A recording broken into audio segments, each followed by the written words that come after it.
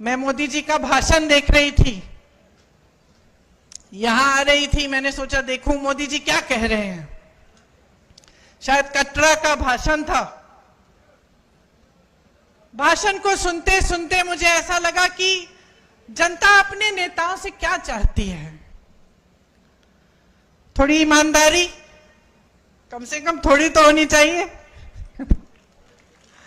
थोड़ी सी सच्चाई, एक कर्मठता, एक गंभीरता कि जनता की क्या समस्याएं हैं, ये नेता समझ रहे हैं कि नहीं समझ रहे हैं।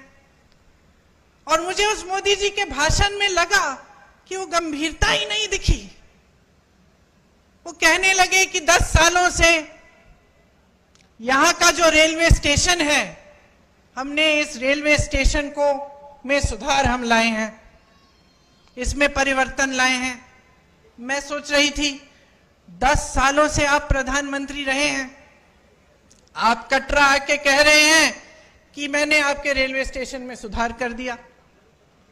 विकास की एक धारा होती है, जैसे जीवन की होती है। एक समय में मेरी बहनें यहां बुजुर्ग बैठी हैं, वो रोटरी वाले टेलीफोन होते थे, आपको याद है, यूं घुमा के फोन करना पड़ता था। जम्मू से दिल्ली फोन करना पड़ता था तो बुकिंग करनी पड़ती थी, 2-3 हफ्तों बाद ट्रंक कॉल लगता था। आज सबके पास स्मार्टफोन है।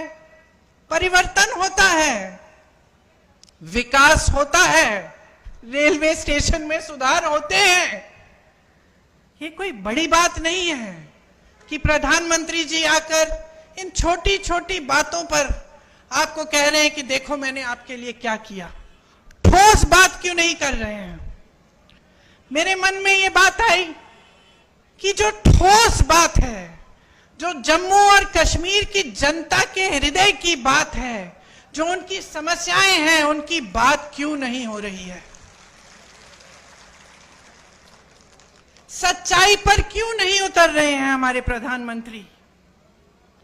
कि जब उन्होंने आपसे राज्य का दर्जा छीना तो क्या क्या छिन गया आपसे? वो रेलवे स्टेशन की बात करने से नहीं मिलेगा आपको वापस। वो ये कहने से कि मैंने जम्मू में आईफल टावर जैसा एक ब्रिज बनाया है, वो आपको वापस नहीं मिलेगा। वो आपका हक था